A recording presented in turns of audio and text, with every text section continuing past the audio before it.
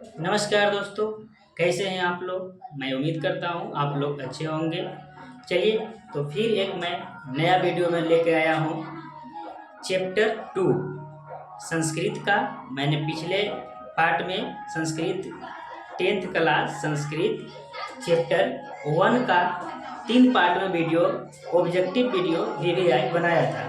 तो अब संस्कृत का चैप्टर 2 में जितने भी VVI ऑब्जेक्टिव क्वेश्चन हैं उन लोग को हम बोर्ड पे बताने का प्रयास करेंगे। तो आज चैप्टर का नाम क्या है, तो देखिए बोर्ड पे।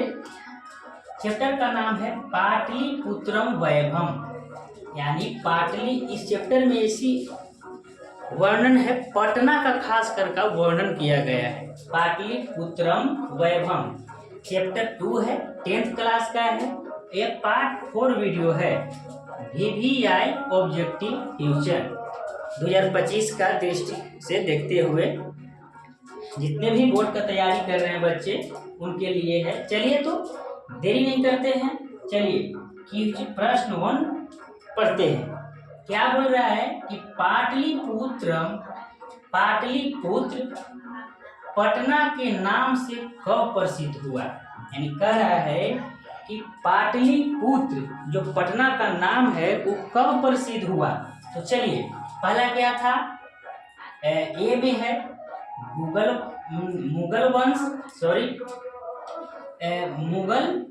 वंश काल में। बी क्या बोल रहा है, गुप्त काल वंश में।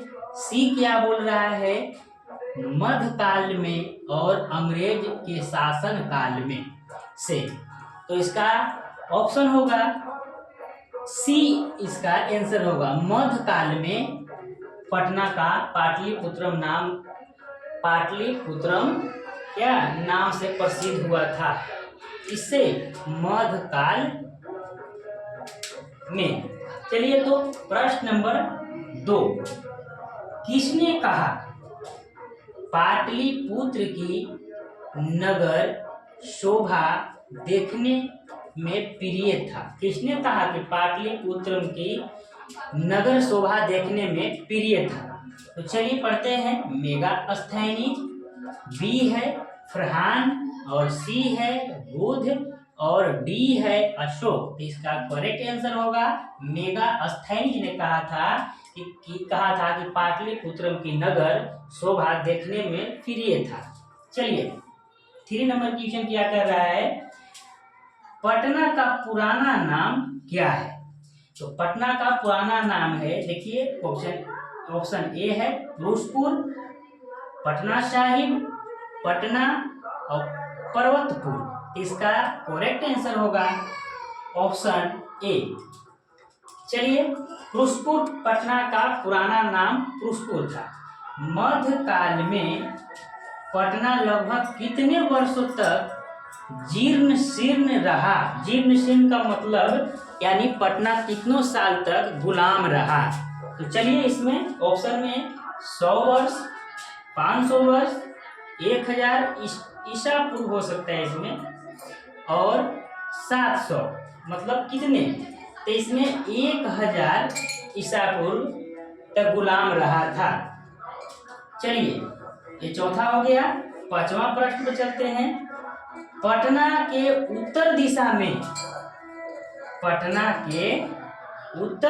में कौन सी नदी है।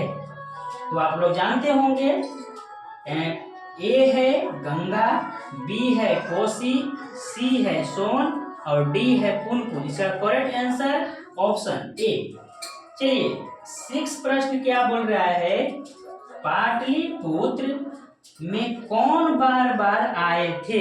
यानी बोल रहा है कि पटना में कौन बार बार आए थे।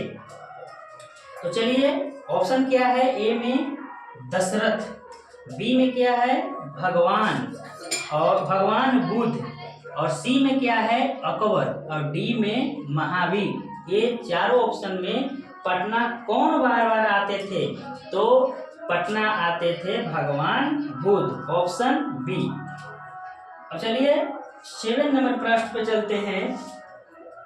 पटना किस नदी के किनारे अवस्थित है। बोल रहा है कि पटना जो स्थान है किस नदी के किनारे अवस्थित है। तो चलिए ऑप्शन जो देखते हैं, ए में है यमुना, बी में है सोन और सी में है गंगा और डी में है फल्गु। इसका करेक्ट आंसर होगा सी, गंगा किनारे पटना अवस्थित है। चलिए लास्ट क्वेश्चन देखते हैं, पटना में कौमुदी महोत्सव कब मनाया जाता था। कह रहा है पटना में कौमुदी महोत्सव कब मनाया जाता था। कौमुदी महोत्सव मतलब पहले समझ लेते हैं ऑप्शन क्या कह रहा है, गुप्त वंश काल, मुगल वंश काल, अशोक के समय में और अंग्रेजों के समय में।